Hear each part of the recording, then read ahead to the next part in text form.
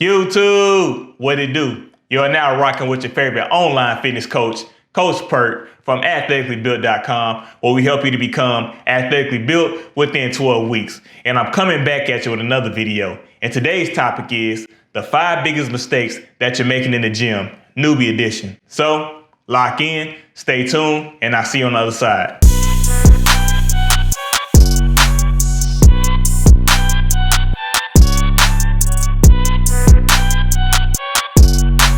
As far as gym mistakes go, we've all been there before, including myself. I made so many mistakes in my training and nutrition that sometimes I look back and think to myself, what the fuck was I doing? But mistakes are a natural part of the process, and luckily for you, I'm making this video to let you know what mistakes you need to avoid and become athletically built a lot sooner. So let's dive in. The first mistake you're making is ego lifting. If you find yourself using any type of swinging motion to gain momentum to get the weight that you're lifting from point A to point B, then you're ego lifting. Now, to be fair, there is a phase of training that is required, but since you're a newbie, most likely that's not the case. If you cannot fully control the weight that you're lifting, it's best that you decrease the weight by at least 5 to 10 pounds so you can get the full benefit of the exercise that you're performing. The second biggest mistake that you're making is training through pain. If you're working out and you feel any type of pain or discomfort in a muscle or especially a joint, then you should immediately stop before you injure yourself. Now, obviously during your training session, there will be some discomfort,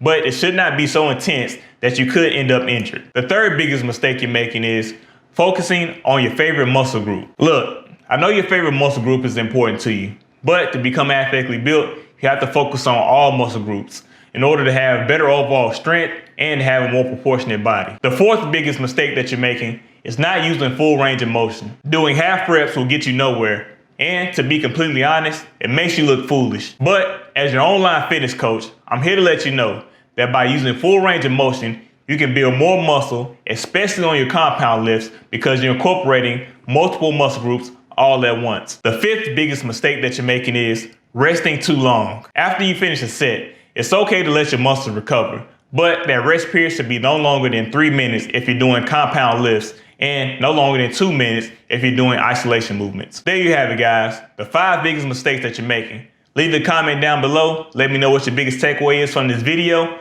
and I'll catch you in the next one. Peace.